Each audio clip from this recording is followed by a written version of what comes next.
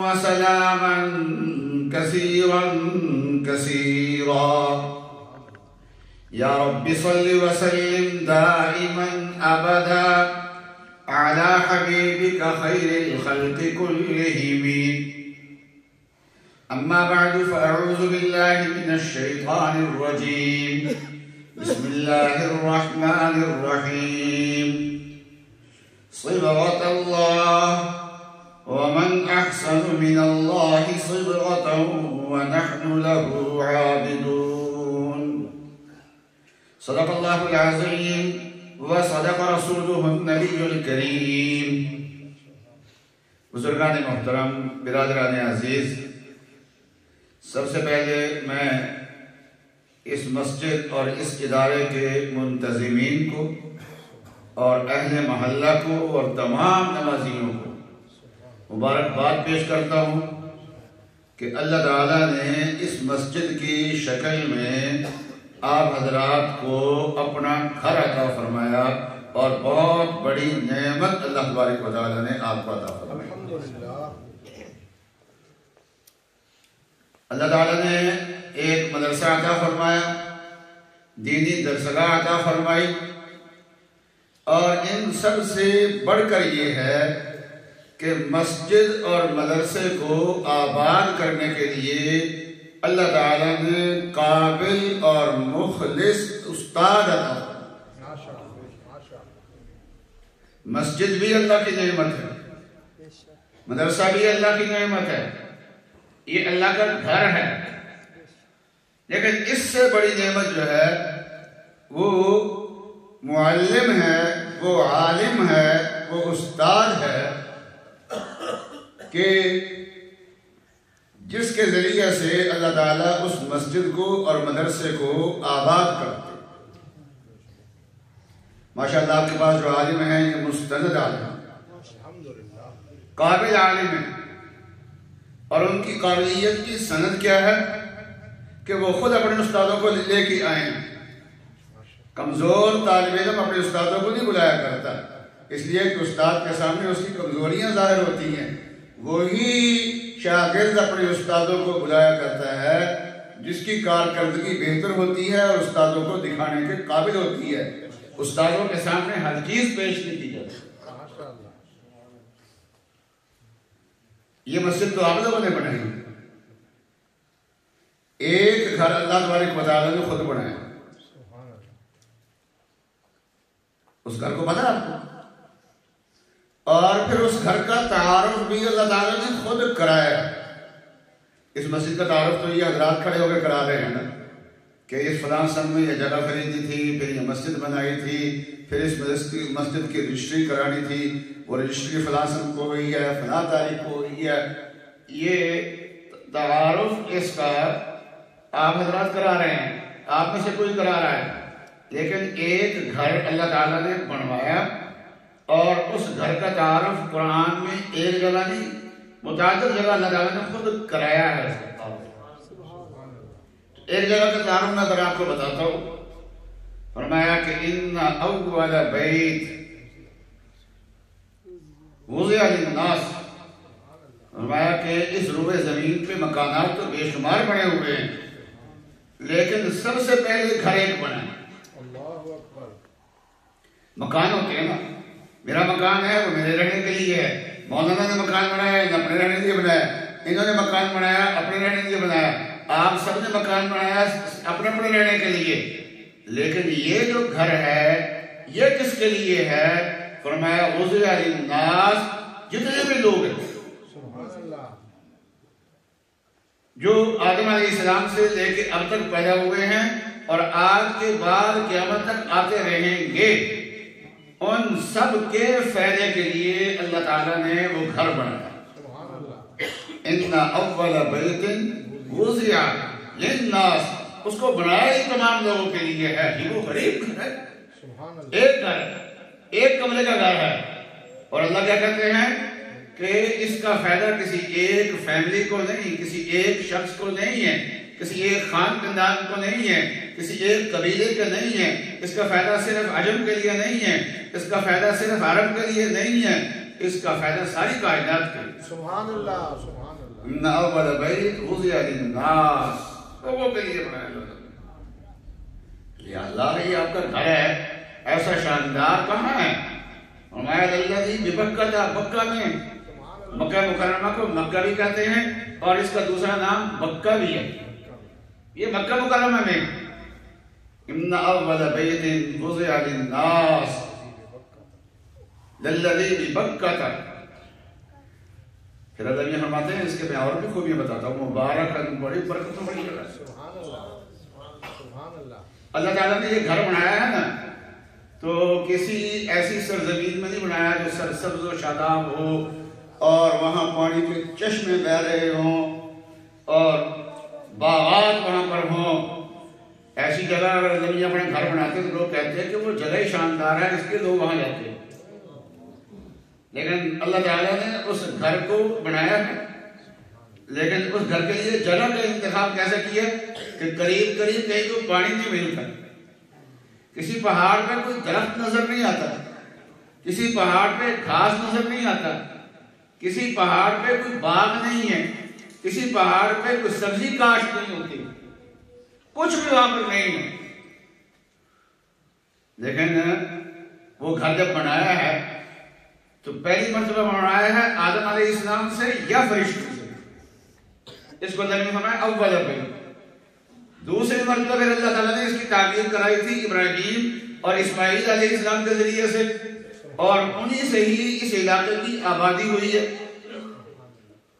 تو ابراہیم علیہ السلام نے اللہ سے دعا کی کہ یا اللہ ربنا انی اسکنت من ذریتی، آپ کے حکم سے میں نے اپنے فیملی کو یہاں پر آباد کر دیا.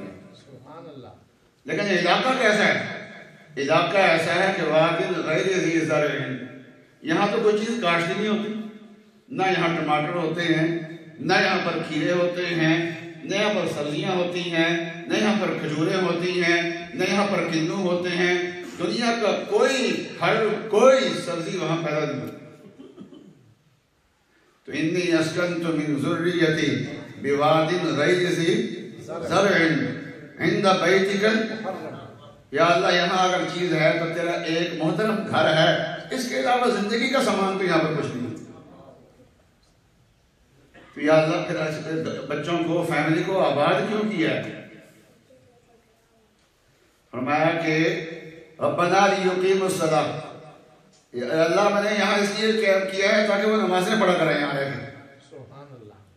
اب یہ ہے کہ اتنی تنہا جگہ ہے، یہ اس وقت تو یہ قصبہ بھی نہیں تھا، کوئی آبادی یہاں پر نہیں تھی، آبادی کا جو سامان ہی نہیں ہے تو آبادی کیسے ہو رہی ہے وہاں پر؟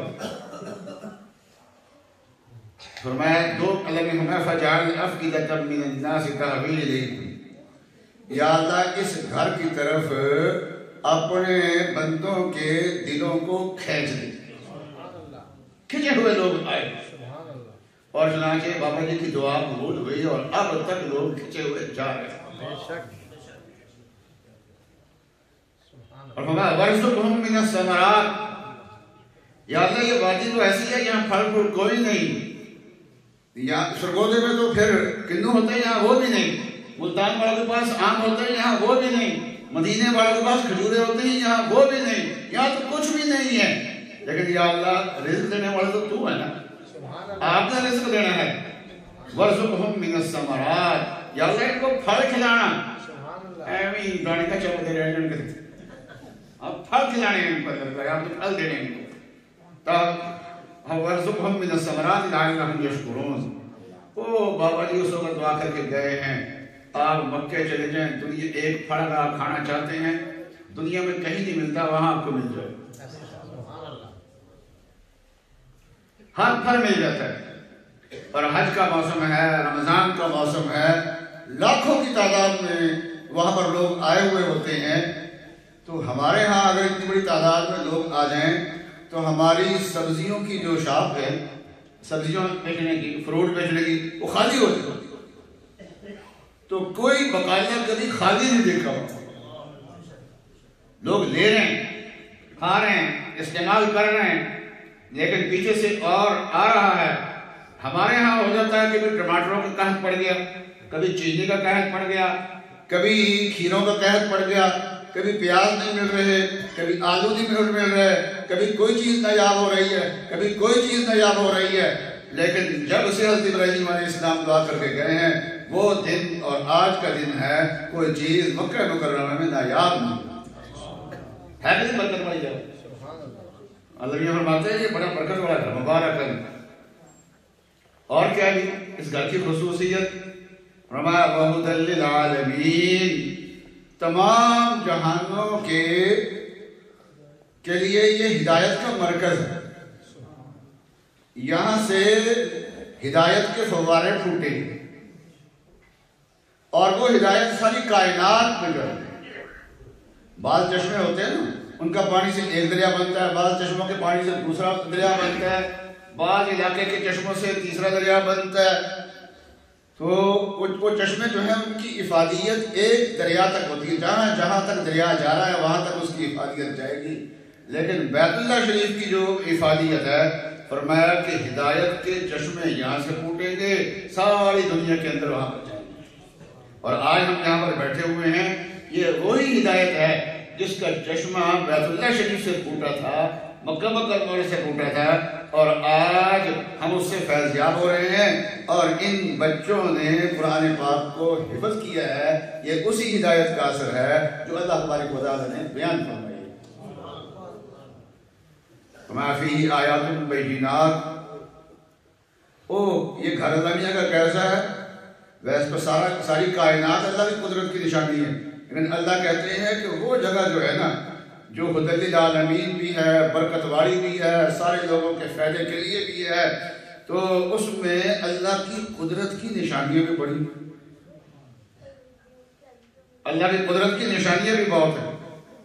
ان بہت ساری نشانیوں میں سے دو نشانیاں اللہ نے یہاں پر بیان کر دی، اس مقام پہ بیان فرمائی ہے۔ دو نشانیاں، ایک ظاہری نشانی اور ایک باطنی اور معنوی نشانی۔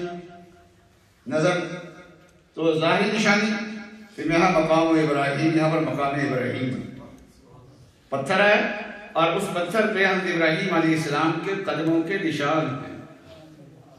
عجیب بات یہ ہے کہ ابراہیم علیہ السلام کے قدموں کے نشان اللہ کی قدرت سے لگے، ورنہ پتھر کے اندر تو کسی کا نشان نہیں لگتا، پتھر کے اندر نہیں جانتا نشان، لیکن وہاں نشان لگ گیا۔ یہ اللہ تعالیٰ کی قدرت ہے۔ تو جیسے ابراہیم علیہ السلام ان پتھروں پہ کھڑے ہوئے ہیں، ان پتھروں پہ سجدہ بھی کیا ہوئے، چاہتے تو سجدے کے نشان کی زمین ڈلوا سکتے تھے، لیکن پاؤں کا نشان ڈلوایا۔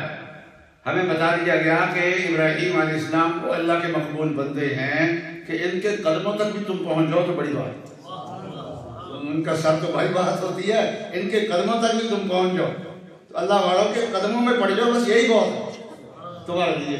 مقام ابراہیم۔ اور دوسری اس کی جگہ کی اپنی قدرت کی نشانی کیا بیان فرمائی؟ فرمایا وَمَنْ دَخَلَهُ كَانَ آمِنًا، جو وہاں پر چلا جاتا ہے اس کو امن مل جاتا ہے، جو یہاں پر چلا جاتا ہے اس آدمی کو امن مل جاتا ہے۔ حضرت قاسم صاحب رحمۃ اللہ علیہ فرمایا کہ امن ظاہری بھی ہے، مال بھی محفوظ ہے وہاں پر۔ تو ایک آدمی کہنے لگے کہ میرے ساتھ عجیب بات ہوا کہ سارا میرے پیسے، پاسپورٹ وہ اس بیلٹ کے اندر تھی جو احرام کے اوپر سے باندھی ہوئی تھی۔ کہیں کہتے میں نے وضو کیا، اس کو کھولا، بیلٹ کو رکھا، تو وضو کر کے میں چلا گیا اور وہ بیلٹ وہیں پڑی رہ کے گم ہو گئی۔ اب اس کے اندر سب کچھ ہے۔ تو حرم شریف میں اس زمانے میں جب پرانا حرم ہوتا تھا تو چاروں طرف انہوں نے سینٹر بنائے ہوئے تھے گم شدہ چیزوں کے لیے، کہ کسی کو گم شدہ چیز مل جائے تو یہ قریب ترین سینٹر میں جمع کرا دے، اور جس کی ہو وہ ڈھونڈتا آ کے لے جائے گا۔ تو کہنے لگے کہ میں پہلے سینٹر میں گیا تو میرا وہ بیلٹ جو ہے نا آگے لٹکا ہوا نظر آ رہا، اور کہتے میں نے وہ کہا کہ یہ میرا ہے، اور میں نے اٹھا کے دے دیا، زیادہ نشانیاں میں نہیں پوچھی، تفتیش بھی نہیں کی، میں نے دے دیا، اور اندر دیکھا کہ پاسپورٹ ہے، پیسے ہیں، ریال ہیں، تو ہر چیز محفوظ، مال وہاں پر محفوظ ہے، جان وہاں پر محفوظ ہے، اور سب سے بڑھ کے فرمایا کہ آبرو محفوظ ہے۔ وہاں جا کے ہر آدمی کی نگاہ پاکیزہ ہو جاتی۔ آپ نے دیکھا ہوگا کہ مدینہ منورہ میں مسجد نبوی میں نمازیں عورتیں پڑھنے آتی ہیں، لیکن الگ جگہ ہے۔ دنیا کی تمام مساجد میں عورتوں کی نماز کی جگہ الگ ہے، لیکن وہاں تو طواف کرنا ہوتا ہے نا، طواف کے لیے مردوں کا وقت الگ ہو، عورتوں کا وقت الگ ہو، ایسا نہیں ہوتا۔ ان کی جگہ الگ ہو، ان کی جگہ الگ ہو، درمیان میں کوئی لینڈ کھینچ دیا جائے، ایسا نہیں ہوتا۔ بیچ میں عورتیں ہوتی ہیں، بیچ میں مرد ہوتے ہیں۔ تو سگے بہن بھائیوں کے ساتھ دنیا کے اندر شاید وہ عورتیں اتنی محفوظ نہ ہوں جتنی وہاں طواف کرتے ہوئے وہ لوگوں کی نگاہوں سے محفوظ۔ من دخلہ کان آمنا، اور اللہ تعالیٰ نے اپنے گھر کی شان بیان فرمائی، اور شان بیان فرما کے فرمایا کہ وَلِلَّهِ عَلَى النَّاسِ حِجُّ الْبَيْتِ مَنِ اسْتَطَاعَ إِلَيْهِ سَبِيلًا، کہ لوگوں کے ذمے وہاں کا حج ہے۔ حج کا معنی ہوتا ہے ارادہ کر کے آنا، مطلب یہ ہے کہ میں اپنا گھر بنایا تھا، تسی بھی دیکھنا ہی ہو، یہ اللہ کی دعوت ہے، تو تسی بھی دیکھنا ہی ہو۔ جو ہون نا پیسے پوسے کرایا کروایا ہوا نا تھوڑے کو، تو پھر میرا گھر دیکھنا آئی، اور میں پھر جس گھر کا تعارف کرایا نا آپ آ کے دیکھیے۔ وَلِلَّهِ عَلَى النَّاسِ حِجُّ الْبَيْتِ مَنِ اسْتَطَاعَ، جو آ سکتا ہو اس کو آنا چاہیے۔ اور بہت سارے لوگ ایسے ہوتے ہیں استطاعت ہوتی ہے، ساری زندگی گزر جاتی ہے، لیکن حج نہیں کرتے۔ حج جو ہے وہ قسمت والا انسان ہی کرتا ہے، مالدار نہیں۔ وہاں تو میں نے حج پہ عمروں پہ مالدار تھوڑے دیکھے ہیں، غریب زیادہ دیکھے ہیں، تو بھول ہی جاتے ہیں۔ اللہ نے فرمایا اچھا میں نے اپنے گھر کا تعارف کرایا اتنے پیار سے، اور پھر میں نے تمہیں دعوت دی، پیسہ تمہیں دیا، سب کچھ دیا، میرے گھر کی پرواہ نہیں تمہیں۔ فرمایا وَمَنْ كَفَرَ فَإِنَّ اللَّهَ غَنِيٌّ عَنِ الْعَالَمِينَ، تم نہیں آنا چاہتے تو مجھے بھی تمہاری ضرورت نہیں آنا تم سے۔ وَمَنْ كَفَرَ، جو انکار کرتا ہے، ناشکری کرتا ہے، اللہ کی دعوت کو قبول نہیں کرتا، آنے کے لیے پیسے اس کے پاس ہیں، اور آنا بھی زندگی میں ایک بار ضروری ہے، بار بار آنا ضروری نہیں ہے۔ بار بار عادت ہے، سعادت کی بات ہے، لیکن ایک بار آنا ضروری ہے، وہ ایک بار میں نہیں آتا ہے۔ اللہ فرماتے ہیں وہ نہیں آتے تو ہمیں کیا ضرورت پڑی ہوئی؟ وَمَنْ كَفَرَ فَإِنَّ اللَّهَ غَنِيٌّ عَنِ الْعَالَمِينَ، جو انسان ناشکری کرتا ہے تو اللہ تعالیٰ بھی سارے جہانوں سے بے نیاز ہے، سارا جہان اللہ سے منہ موڑ لے، اللہ تعالیٰ کا کوئی نقصان نہیں۔ اسی کو رسول اللہ صلی اللہ علیہ وسلم نے فرمایا جس آدمی کے اندر حج کی استطاعت ہو، راستے کی سواری اس کے پاس ہو، خرچہ اس کے پاس ہو، اور پھر وہ حج کے لیے نہ جائے، تو وہ آدمی چاہے یہودی ہو کے مرے چاہے نصرانی ہو کے مرے۔ کیوں؟ اس لیے کہ جب اللہ تعالیٰ لاپرواہ ہو گئے تو اس کا ایمان محفوظ نہیں ہے۔ جب اللہ نے کہہ دیا کہ مجھے ضرورت ہی نہیں ہے تمہاری، اگر تم میرا گھر دیکھنے کے لیے نہیں آنا چاہتے تو میں بھی تمہیں نہیں بلاتا۔ تو میں عرض کیا کہ اللہ کا گھر ہے، اس کو دوسری بار جب تعمیر کیا ہے تو اللہ کے 2 پیغمبروں نے تعمیر کیا ہے، اور تعمیر کر کے ایسے نہیں چھوڑ دیا، بلکہ اللہ تعالیٰ سے کچھ التجائیں کی۔ میں اس میں یہ ساری بات جو ہے نا بیت اللہ کے بارے میں جو آپ سے کی ہے، وہ ابراہیم علیہ السلام کی ان التجاؤں کے بارے میں بتانا چاہتا ہوں۔ تو ابراہیم علیہ السلام نے التجا کی ربنا وجعلنا مسلمین لک، یا اللہ ہمیں اپنا اطاعت گزار بندہ بنانا، ومن ذریتنا امتا مسلمتا لک، میری اولاد میں ایک امت بنانا جو مسلم ہو، آپ کی اطاعت گزار ہو، آپ کی فرما بردار ہو، آپ کی اطاعت کرے۔ فرمایا وَأَرِنَا مَنَاسِكَنَا، یا اللہ گھر تو بن گیا ہے، لیکن اس گھر کے آداب، یہاں حج کیسے کرنا ہے، اس گھر کے ساتھ محبت کا اظہار کیسے کرنا ہے، یہ بھی آپ ہی نے ہمیں بتانا ہے۔ وَأَرِنَا مَنَاسِكَنَا وَتُبْ عَلَيْنَا إِنَّكَ أَنْتَ التَّوَّابُ الرَّحِيمُ۔ فرمایا کہ ہماری نسلیں بھی مسلمان ہیں، صاحب ایمان ہیں، یا اللہ ایسی نسلیں ہمارے انتظام کرتے، گھر تو بن گیا آپ کا، لیکن ایمان بھی تو ملے ہمیں۔ لیکن اللہ کا گھر بن گیا ہے، وہ اللہ کا گھر ایمان کا مرکز کیسے بنے گا، اور آنے والی نسلیں اس سے کیسے مستفید ہوں گی؟ ہم دنیا سے چلے جائیں گے، لیکن آپ کا جو یہ گھر ہے یہ ایمان کا مرکز بن جائے، دین کا مرکز بن جائے، ہدایت کا مرکز بن جائے تو کیسے بنے گا؟ تو ابراہیم علیہ السلام نے فرمایا کہ وَبَعَثْ فِيهِمْ رَسُولًا، کہ اللہ یہاں پر ایک رسول بھیج۔ یہ دعا ہے رسول اللہ صلی اللہ علیہ وسلم کے بارے میں۔ وہ پیغمبر جو آئیں گے، جس کے جو مانگ رہے ہیں اللہ تعالیٰ سے، تو وہ آ کے یہاں کیا کیا کام کریں گے؟ فرمایا یتلو علیہم آیاتہ، وہ آپ کی آیتیں پڑھ کے ان کو سنائیں گے، آیتوں کی تلاوت کریں گے۔ دوسرا کام یہ کریں گے وَيُعَلِّمُهُمُ الْكِتَابَ، وہ ان آیتوں کی آپ کی کتاب کے معنی کی تعلیم ان کو دیں گے، قرآن پاک کے معنی کا درس دیں گے۔ ہمارے علماء نے فرمایا ہے کہ رسول اللہ صلی اللہ علیہ وسلم کے دو فرائض منصبی الگ الگ اللہ تعالیٰ نے بیان فرمائے ہیں۔ یتلو علیہم آیاتہ الگ بیان فرمایا ہے، اور وَيُعَلِّمُهُمُ الْكِتَابَ معنی سکھائیں گے، یہ منصب الگ بیان فرمایا۔ تو اس سے معلوم ہوا کہ قرآن پاک کے دو حق الگ الگ ہیں، ایک حق دوسرے حق کے قائم مقام نہیں ہو سکتا۔ قرآن پاک کی تلاوت یہ قرآن پاک کا مستقل حق ہے، اور قرآن پاک کا معنی سمجھنا یہ قرآن پاک کا مستقل حق ہے۔ وہ بھی قرآن پاک کا حق ہے، یہ بھی قرآن پاک کا حق ہے۔ تو اس لیے کوئی آدمی قرآن پاک کی تلاوت کرتا ہے، بہت بڑی نیکی کر رہا ہے، بہت بڑا اجر ملے گا، لیکن اس کا معنی نہیں سیکھتا تو ظاہر بات ہے کہ وہ کوتاہی کر رہا ہے۔ اور اگر معنی سیکھ لیتا ہے، کہتے ہیں کہ اصل چیز تو معنی ہے، یہ الفاظ کو طوطے کی طرح رٹنے کا کیا فائدہ؟ میں نہیں، ان الفاظ کے رٹنے کا بھی فائدہ ہے، وہ الگ مقصد ہے، یہ الگ مقصد ہے۔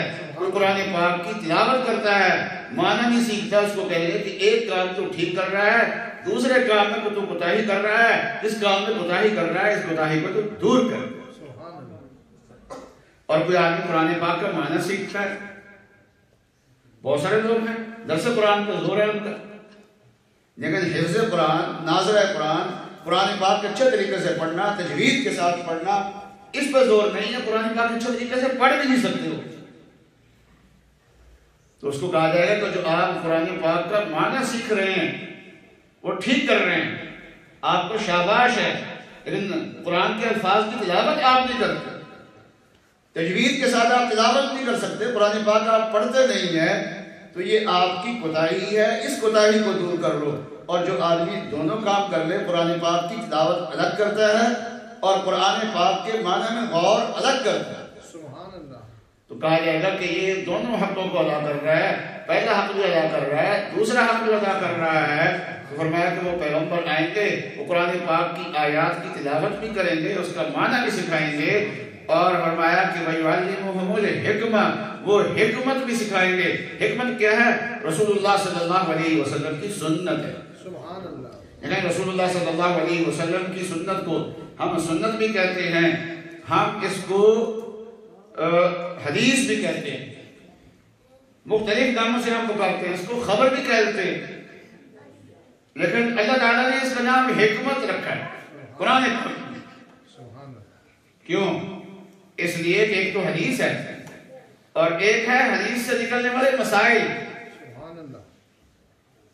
حکمت کا جو لفظ ہے وہ دونوں کے لیے بولا جا رہا ہے، وہ فقہ کے لیے بھی ہے، وہ حدیث کے لیے بھی ہے، دونوں کے لیے مشترکہ ہے۔ وَيُزَكِّيهِمْ، اور زندگیوں کو سنواریں گے۔ تو ابراہیم علیہ السلام نے دعا یہ کی کہ یا اللہ گھر بن گیا ہے لیکن ہدایت سے آباد ہونا، یہ تو گھر کی روح یہی ہے نا، لیکن یہ روح اس کے اندر اس وقت آئے گی جب آپ کے پیغمبر آئیں گے، قرآن کی تعلیم دیں گے، تلاوت سکھائیں گے، معنی سکھائیں گے، حکمت حدیث اور فقہ سکھائیں گے، لوگوں کا تزکیہ کریں گے، اخلاق سے ان کو اخلاق ان کے پاکیزہ کریں گے، معاشرت ان کی پاکیزہ کریں گے، معاملات ان کی پاکیزہ کریں گے، زبانیں ان کی پاکیزہ کریں گے، عمل ان کے پاکیزہ کریں گے، سوچیں ان کی پاکیزہ کریں گے، اور ان کے کاروبار کو ان کو پاکیزہ کریں گے۔ تو یہ پروگرام کریں گے، یا اللہ ہدایت سے آپ کا گھر پھر آباد ہوگا. ہدی للعالمین ضرور ہے, ساری دنیا کے لیے ہدایت کا سامان تو ہے, لیکن جب پیغمبر آئیں گے تو وہاں سے ہدایت کا سلسلہ شروع ہوگا. سبحان اللہ, سبحان اللہ. چنانچہ ابراہیم علیہ السلام کے آثار ایک زمانے تک رہے, اسماعیل علیہ السلام کے آثار ایک زمانے تک رہے, یہاں کے لوگ ہدایت یافتہ تھے. پھر رفتہ رفتہ یہ آثار مٹ گئے. ابراہیم علیہ السلام کی تعلیم کے, اسماعیل علیہ السلام کے کچھ نہ کچھ باقی تھے, لیکن زیادہ تر مٹ گئے, اور یہاں کے لوگوں نے شرک کرنا شروع کر دیا. جو اللہ تعالیٰ نے ساری کائنات کے لیے ہدایت کا مرکز بنایا تھا, وہ اس وقت شرک کا مرکز بنا ہوا تھا. بیت اللہ کے اندر جائیں تو بت پڑے ہوئے, باہر چکر لگائیں تو سامنے بت پڑے ہوئے, صفا پہاڑی پر جائیں تو بت پڑے ہوئے, مروہ پہاڑی پر جائیں تو بت پڑے ہوئے, اور لا الہ الا اللہ کہنا مشکل تھا, اور کوئی آدمی آ کے لا الہ الا اللہ کا لفظ بول دیتا تھا, مار مار کے اس کا حال برا کر دیتے تھے. ہاں جب سرکار دو عالم صلی اللہ علیہ وسلم آئے, 13 سال تک آپ نے صبر کے ساتھ محنت, پھر 8 سال تک آپ نے جہاد کیا. اس کے بعد پھر مکہ اس قابل ہوا کہ یہاں سے شرک کو نکالا جائے اور اس کو ہدایت کا مرکز بنایا جائے. پھر تو یہ ہدایت کا ایسا مرکز بنا ہے کہ آج تک وہاں سے ہدایت ہی پھیل رہی ہے, اور وہ شرک کے نام و نشان ایسے مٹے ہیں کہ رسول اللہ صلی اللہ علیہ وسلم نے فرمایا بیت اللہ تو دور کی بات ہے, شیطان جو ہے وہ جزیرۃ العرب سے شرک سے ویسے ہی مایوس ہو گیا. اس کو پتا ہے کہ یہاں کوئی اور برائی کرائی جا سکتی ہے, لیکن یہاں شرک نہیں کرایا جا سکتا. وہ ہدایت کا مرکز ایسا پڑا ہے. تو بیت اللہ اللہ کا وہ گھر, عظیم الشان گھر جس پہ اللہ بھی یہاں فخر فرما رہے ہیں, وہ اس وقت ہدایت کا مرکز بنتا ہے جب پیغمبر آ کے اس پہ محنت کرتے ہیں. تو یہ جو ہماری مسجد ہے کتنی بھی خوبصورت بنا لی, ماشاءاللہ کتنی چمکدار مسجد ہے. حضرت مولانا سید سلیمان ننوی رحمۃ اللہ علیہ جنوبی افریقہ تشریف لے گئے, وہاں مسلمان 2%, 3% ہیں, لیکن کاروبار بڑے بڑے ان کے پاس ہیں. میں جوہانسبرگ گیا تو سب سے بڑا سپر سٹور جس کا تھا وہ ایک عالم دین تھا, اور اکثر مسلمان جو ہیں بڑے بڑے کاروبار ہیں, حتیٰ کہ گولڈ کے کام ہیں ان کے پاس, سونا بہت نکلتا ہے, اور سونے کا بہت بڑا کاروبار جو ہے وہ مسلمانوں کے ہاتھ میں ہے اس وقت. مرکزی علماء تو وہ کاروبار کیا, یہ کانوں سے سونا نکالنا ہے, اس کو تیار کرنا, یہ کام ہے, سونے کا کام ہے, ان کا بڑا کام ہے. تو مسجدیں بھی ان کی بڑی عالی شان ہے, بڑی خوبصورت مسجدیں بناتے ہیں. تو سید صاحب نے فرمایا کہ لوگوں تم اس مسجدوں کو اللہ کا گھر کہہ رہے ہو, وہ ہمارے ہندوستان کی جو مسجدیں ہیں وہ ہیں اللہ کا گھر, اور جو آپ کی جو مسجدیں ہیں یہ تو اللہ کا محل ہے. یہ گھر نہیں ہے, یہ تو اللہ کا محل ہے. تو ماشاءاللہ یہ مسجد بھی اللہ کا محل ہے. ہم محل بنا لیں, سب کچھ بنا لیں, لیکن اس مسجد جو ہے مرکز ہدایت کا بنے گا. سوال کہ یہ مسجد جو ہے یہ مرکز ہدایت کا بنے گا. مسجدیں نہیں ختم ہونی, قیامت کا جب قریب ہوگا نا مسجدیں پھر بھی ختم نہیں ہونی, لیکن مسجد سے ہدایت ختم ہو جائے. آن رسول فرمایا یوشک علی الناس زمان, لوگوں میں ایک زمانہ ایسا آئے گا کہ لا یبقى من الاسلام الا اسمه, قرآن اسلام کا صرف نام رہ جائے گا, اسلام ہوتا کیا ہے یہی لوگوں کو پتا ہوگا. ولا يبقى من القرآن الا رسمه, قرآن پاک کے حروف لکھے ہوئے تو ہوں گے, لیکن ان حروف کا مطلب کیا ہے اس کا لوگوں کو نہیں پتا ہوگا. یہ حروف پڑھنے کیسے ہیں, یہ پڑھنے کا طریقہ ان کو نہیں آتا ہوگا. اور آپ بہت سے دیہات ایسے ہیں قرآن پاک ہر گھر میں مل جائے گا, لیکن پورے قرآن گاؤں میں قرآن پڑھنے والا کوئی نہیں ہوگا. اور ثانی نام نے فرمایا کہ گاؤں میں امام مسجد تھا, تو اس کے بعد کوئی سر کا دم کرانے کے لیے آیا, تو اس نے قل ہو اللہ پڑھ کے دم کیا. تو قل ہو اللہ کیسے پڑھی, کہتا قل ہو اللہ حد, قل ہو اللہ احد ہوگا, کہتا قل ہو اللہ حد, اور روانگی سے اس طریقے سے اس نے پوری سورت پڑھ دی. تو دم کرانے والا کیا کہتا ہے, ارے سورے تو حافظ ہی بن گیا, اتنی تیزی سے تو سورہ قل ہو اللہ پڑھ دی. تو پورے گاؤں میں جو امام مسجد ہے وہ بھی صحیح قرآن پاک پڑھنے والا نہیں. تو ایسے گاؤں ہیں، ہوتے ہیں، ایسا بھی ہوتا ہے. فرمایا کہ قرب قیامت میں مکانات ہوں گے، قرآن ہوگا لیکن اس کے نقوش ہوں گے، پڑھنا نہیں کسی کو آتا ہوگا. اور تیسری بات ارشاد فرمائی مساجدہم عامرہ، مسجدیں ان کی بڑی خوبصورت ہوگی. قرب قیامت میں مسجدیں ختم نہیں ہونی، مسجدیں بڑی خوبصورت ہوگی. وہی خراب من الہدیٰ، لیکن وہ ہدایت سے بحران، وہاں سے لوگوں کو ہدایت نہیں مل رہی. تو قرب قیامت میں مساجد اب سے زیادہ خوبصورت ہو جائے گی، لیکن جو خسارہ اس وقت آئے گا وہ کس چیز کا ہوگا؟ اس لیے کہ ان مسجدوں سے ہدایت نہیں ملے گی. فرمایا کہ ان مسجدوں میں نام نہاد علماء ہوں گے، عالم نہیں ہوں گے، اپنے بس وہ علماء والا لباس داڑھی والا رکھی ہوگی، واقعہ میں وہ عالم نہیں ہوں گے. فرمایا کہ وہ علماء کیسے ہوں گے؟ فرمایا اللہ کے آسمان کے نیچے اللہ کی مخلوقات میں سے سب سے بدتر ہوں گے. تو جھوٹے علماء، پڑھا ہوا کچھ نہیں ہے لیکن ظاہر کر رہے ہیں. تو ماشاءاللہ تو لوگ پوچھتے ہیں قیامت کا باری سنا ہے، بہت قریب قریب پہنچ گئی ہے. میں نے کہا نہیں ہے، اتنی جلدی نہیں ہے. آپ سرگودے میں دیکھ لو، یہ دو حضرات کے جو مدرسے ہیں تو وہاں سے کتنے قرآن پاک کے حفاظ تیار ہو رہے ہیں، کتنے علماء تیار ہو رہے ہیں. جب تک علماء تیار ہو رہے ہیں، مسجدوں میں علماء بیٹھے ہوئے ہیں، صحیح قرآن پاک پڑھنے والے بیٹھے ہوئے ہیں، سمجھو قیامت ابھی دور ہے. ابھی قیامت قریب نہیں ہے. لوگ بڑی تیاری کیے بیٹھے ہیں کہ قیامت آنے والی ہے، کل کو آئے گی، پرسوں کو آئے گی، بتاؤ تو صحیح. اور اتنی جلدی نہیں آتی. ابھی تو قیامت کو جب تک یہ مدرسے موجود ہیں انشاءاللہ قیامت قریب نہیں آئے. آج سے 4 سال، یہ 5 سال پرانی بات ہے کہ ہمارے وفاق کے ناظم اعلیٰ رمضان سے پہلے مکہ مکرمہ تھے، رابطہ عالم اسلامی. رابطہ عالم اسلامی میں جو بہت سارے شعبے ہیں، تو ایک تحفیظ کا شعبہ ہے. تحفیظ کے شعبے کے ذمہ دار سے ملا تو پوچھا کہ آپ کے ہاں ایک سال میں پورے سعودیہ میں کتنے نئے حافظ تیار ہوتے ہیں؟ انہوں نے کہا جی 5000. اعداد و شمار ان کے پاس موجود تھے. انہوں نے کہا جی 5000.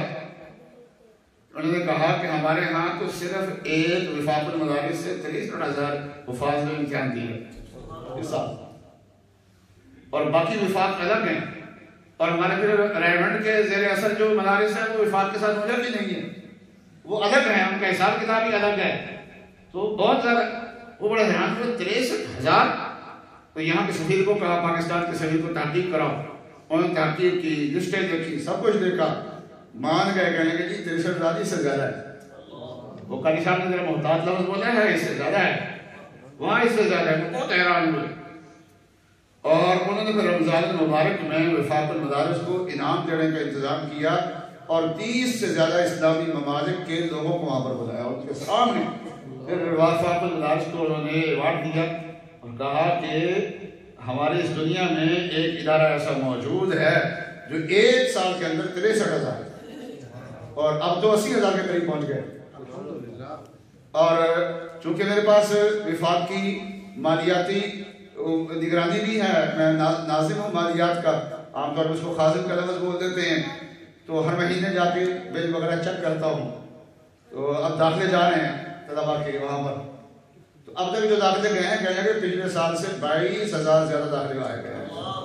ابھی آئیں گے، ابھی ختم نہیں ہوئے. 22,000 تو ابھی ہو چکے ہیں ظاہر، اور مزید جو آئیں گے وہ اس کے علاوہ ہوں گے. الحمدللہ ابھی قرآن پاک کی تعلیم ہو رہی. میں نے عرض کیا تھا کہ مسجد جیسے اللہ تعالیٰ کی نعمت ہے، اس مسجد کے اندر کوئی عالم آ کے بیٹھ جائے اور وہ قرآن پاک کا درس ہو رہا ہے، وہاں پر قرآن پاک کی تعلیم کا انتظام ہو رہا ہے، تو یہ اللہ تعالیٰ کا اس سے بھی بڑا انعام ہے. تو بچوں نے آخری سبق پڑھا تھا، تو وہ شروع ہوا تھا صبغۃ اللہ سے. میں یہ بس تھوڑی سی مختصر سی بات کر کے بات کو ختم کرتا ہوں، کیونکہ دستار بندی کے لیے بڑے علماء کو پابند کیا گیا ہے، اور جب میرے بیان کے دوران علماء کو پابند کر کے بٹھایا جاتا ہے تو میں بیان مختصر کیا کرتا ہوں. تو اس کا فرمایا صبغۃ اللہ، اس میں صحابہ کی شان بیان فرمائی. اس سے پہلے میں ذرا بس پچھلی آیات کا تھوڑا سا مضمون بیان کر دیتا ہوں، تھوڑا سا بس۔ یہاں ایمان کی بات ہے۔ سب سے پہلے تو اللہ تعالیٰ نے حضرت یعقوب علیہ السلام کا فکر بتایا۔ حضرت یعقوب علیہ السلام اللہ کے پیغمبر تھے۔ جب ان کا انتقال ہونے لگا تو اپنی اولاد سے فکر مندی سے پوچھتے ہیں، دیکھتے ہیں کہ ان کے اندر ایمان کیسا ہے۔ تو اللہ نے فرمایا کہ وہ وقت بھی عجیب تھا، اذ حضر یعقوب الموت، یعقوب علیہ السلام کو موت آ رہی تھی، موت کا وقت قریب آ گیا تھا۔ جب آج ہمارا موت کا وقت قریب آیا تو اولاد کو بیان کرتے ہیں فلاں مربع اور دے دے، فلاں پتھر ڈالنا، فلاں مربع دے دے، فلاں پتھر فلاں کوٹھی دے دے، یہ تقسیم کرتے تھے۔ لیکن حضرت یعقوب علیہ السلام نے اپنی اولاد کو جمع کیا، فرمایا کہ میں اللہ کے پاس جا رہا ہوں دنیا سے، تو مجھے یہ بتاؤ کہ میں چلا جاؤں گا تو میرے بعد کس کی عبادت کروں؟ اذ قال لبنیہ ما تعبدون من بعدی، انہوں نے کیا جواب دیا؟ بڑا عجیب جواب دیا۔ فرمایا نعبد الہک و الہ آبائک ابراہیم و اسماعیل و اسحاق الہ واحدا ونحن لہ مسلمون، کہ ہم عبادت کریں گے جو آپ کا معبود تھا اور آپ کے باپ دادا ابراہیم کا معبود تھا، اسماعیل کا معبود تھا ہمارے چاچے کا، اسحاق کا معبود تھا، تو وہ ایک خدا جو ہے ہم اس کی عبادت کریں گے اور ہم اسی کے تابع دار رہیں گے۔ اچھا یہ جواب مختصر تو آسان تھا۔ وہ پوچھا تھا کس کی بات کرو، کہتے ایک اللہ، بس توحید پہ قائم رہیں گے، ایک اللہ کی عبادت کریں گے۔ ایسا نہیں کہا، بلکہ کیا کہا؟ وہ ایک اللہ جو آپ کا خدا ہے، وہ ایک اللہ جو آپ کے دادا ابراہیم کا خدا ہے، وہ ایک اللہ جو آپ کے چاچا اسماعیل کا خدا ہے، وہ ایک اللہ جو آپ کے والد اسحاق کا خدا ہے، اس ایک اللہ کی ہم عبادت کریں گے۔ سمجھا دیا کہ توحید منمانی جو ہوتی ہے وہ نجات کا ذریعہ نہیں ہے۔ توحید جو اپنے بڑوں سے سیکھی ہوئی ہو اور جس کا سند کا سلسلہ رسول اللہ صلی اللہ علیہ وسلم تک پہنچتا ہو، تو وہ توحید جو ہے وہ توحید جو ہے وہ انسان کی نجات کا ذریعہ ہونا چاہتی ہے۔ آج لوگ کہتے ہیں کہ قرآن سے توحید لیں گے، درمیان سے اولیاء اللہ کو نکال دیں گے، یاد رکھیے وہ توحید بھی اللہ میاں قبول نہیں کریں گے۔ وہ توحید ہے وہ ہے جو تم نے اپنے دماغ سے نکالی ہے، اور جو تمہارے دماغ سے توحید پیدا ہوئی ہے وہ توحید نجات کا ذریعہ نہیں ہے۔ وہ توحید جو انبیاء علیہ السلام کے دماغ سے نکلی ہے، جو اولیاء اللہ کے دماغوں سے نکلی ہے، جو ائمہ کرام کے دماغوں سے نکلی ہے، جو انہوں نے ہمیں سمجھائی ہے، وہ توحید جو ہے وہ نجات کے ذریعے بڑھے گی۔ سبحان اللہ، سبحان اللہ۔ تلک امۃ قد خلت لہا ما کسبت ولکم ما کسبتم۔ تو آگے فرمایا صحابہ سے، یہ تو ایمان تھا نا یعقوب علیہ السلام کی اولاد کا، اللہ نے دکھایا۔ پھر آگے فرمایا کہ پھر آگے یہود و نصارہ کو فرمایا کہ یہ ایمان ٹھیک تھا، تو تم ان کی اولاد تو ہو لیکن تمہارا ایمان ان جیسا باپ دادا جیسا نہیں ہے، لہذا ہم نہیں مانتے اس کو۔ پھر صحابہ کو کہا کہ تم اپنا ایمان اس طریقے سے بیان کرو، قولوا آمنا باللہ، ہم اللہ پہ ایمان لائے، وما انزل الینا، جو ہمارے اوپر کتاب نازل ہوئی ہے، وما انزل الی ابراہیم، جو ابراہیم علیہ السلام پہ نازل ہوئی تھی، واسماعیل، جو اسماعیل علیہ السلام پہ نازل ہوئی تھی، واسحاق، جو اسحاق علیہ السلام پہ نازل ہوئی تھی، ویعقوب، اور یعقوب علیہ السلام پہ نازل ہوئی تھی، اور اس کے بعد جو ہے ان کی نسلوں پہ نازل ہوئی تھی، اور جو موسیٰ علیہ السلام پہ نازل ہوئی تھی، جو عیسیٰ علیہ السلام پہ کتابیں نازل ہوئی تھی، وما اوتی النبیون من ربہم، اور جو اس سے پہلے نبیوں کو اللہ تعالیٰ نے کتابیں دی تھیں، جو بھی کچھ دیا تھا وہی بھیجی تھی، ہم ان سب پہ ایمان لاتے ہیں۔ یہ نہیں فرمایا آئندہ جو پیغمبر آئے گا اس پر بھی ایمان لاتے ہیں، کیوں؟ اس لیے کہ آپ کے بعد تو کسی پیغمبر نے آنا ہی نہیں، آپ کے بعد تو کسی پیغمبر نے ہاں جی، وَلَا نُفَرِّقُ بَيْنَ أَحَدٍ مِّنْهُمْ، تمام پیغمبروں کو مانتے ہیں، اس کو ماننا ہے اس کا نہیں ماننا، اس کو یہ ماننا نہیں ہوتا، یہ ماننا نہیں ہوتا۔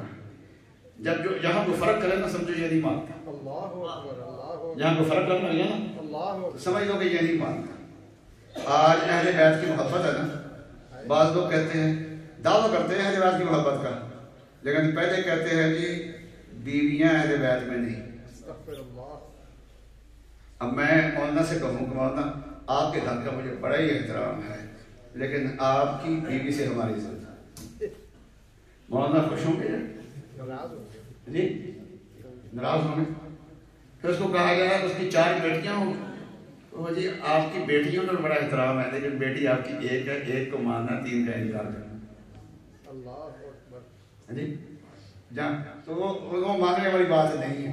جہاں کوئی فرق کرتا ہے نا تو ہم کہتے ہیں تو رہنے دو بس بس، اہل بیت کا نام نہ دو۔ ہم اہل بیت کا نام دیتے ہیں، ہم کہتے ہیں کہ حضور صلی اللہ علیہ وسلم کے جو آپ کی ازواج ہے، آپ کی اولاد جتنی بھی ہے، آپ کے جتنے داماد ہیں، جتنی بیٹیاں ہیں، ہم سب کو مانتے ہیں۔ بے شک۔ اور آپ کے آباء و اجداد میں وہ کس دین پہ تھے ہمیں معلوم نہیں، لیکن ان کا نام ہمیں احترام سے لیں۔ بے شک۔ فرماتے ہیں میرا جی چاہتا ہے کہ ابو طالب کا نام آئے تو میں حضرت ابو طالب ہوں۔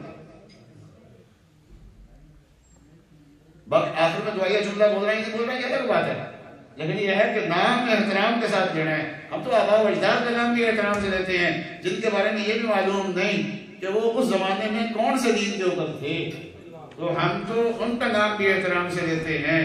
سب کا فرق نہیں کرنا۔ وَنَحْنُ لَهُ مُسْلِمُونَ۔ اور فرمایا کہ یہ بھی کہہ دو صبغۃ اللہ، ہم تو اللہ کے رنگ سے رنگے گئے۔